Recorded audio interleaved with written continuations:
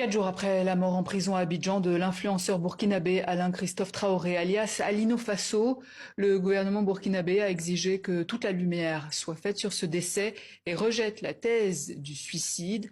Alino Fasso était détenu depuis janvier dernier, poursuivi par la justice ivoirienne pour intelligence avec des agents d'un État étranger et complot. Marie Poupinel, Véronique Pérez.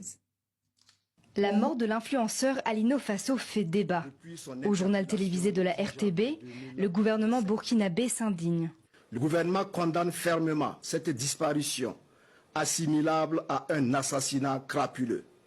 Une réaction survenue en réponse au communiqué du procureur ivoirien, publié le 27 juillet, qui avance le motif du suicide. Il ressort des conclusions du médecin légiste que M. Traoré Alain Christophe s'est pendu à l'aide de son drap de lit après avoir tenté sans succès de s'ouvrir les veines du poignet. Des enquêtes sont en cours pour déterminer les motifs et les circonstances de ce suicide.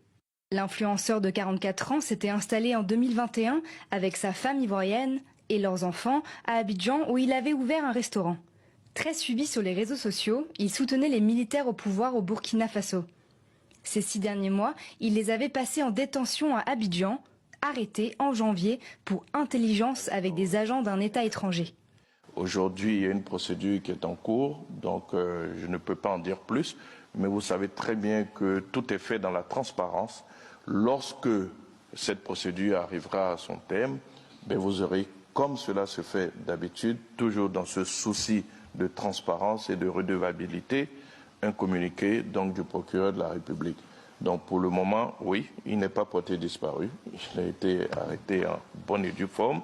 Le décès d'Alino Fasso vient envenimer des relations diplomatiques entre les pays voisins, déjà houleuses depuis 2022.